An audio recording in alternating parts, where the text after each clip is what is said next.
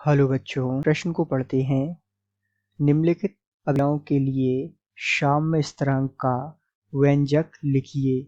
आपको अभिक्रिया दी हुई है Ag2O solid plus 2HNO3 aqueous अवस्था में अभिक्रिया कर हमें उत्पाद मिल रहा है 2AgNO3 aqueous plus H2O liquid अर्थात द्रव।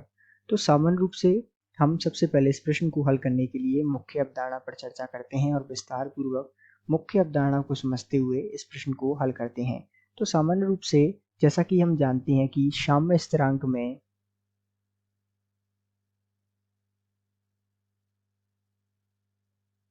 हम सामान्य रूप से द्रव और ठोस की सांद्रताओं को नहीं लिखते हैं, अर्थात जो उत्पाद या अभिकार में द्रव और ठोस होते हैं उनकी सांद्रताओं को नहीं लिखते, क्योंकि इनकी जो सांद्रताएं हैं वो होती हैं नियत, जिनका मान होता है 1। इस कारण से इनको नहीं लिखा जाता।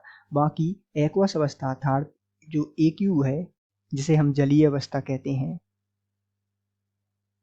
इसको हम लिखते हैं, तो इसको भी हम लिखते हैं।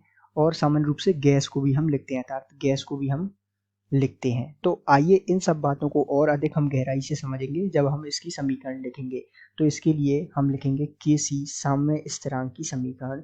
तो Kc बराबर यहाँ हम लिख पाएंगे कि AgNO3 जो कि एक्वस अवस्था में है और बटे में आएगा यहाँ पर HNO3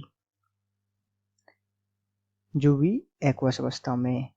चूंकि यहाँ ये जो है इसकी घात हम लगा देंगे 2, इसकी घात 2 लगा देंगे और इसकी घात 2, क्योंकि इसके मोल देखिए, इसके मोल कितने हैं, इसके मोल भी 2 हैं और इसके मोल भी 2 हैं। तो इसके जो मोल होती हैं वो घात चली जाती है और इसको हम नहीं लिखेंगे क्योंकि इसकी ये सॉलिड है अर्थात ये ठोस है।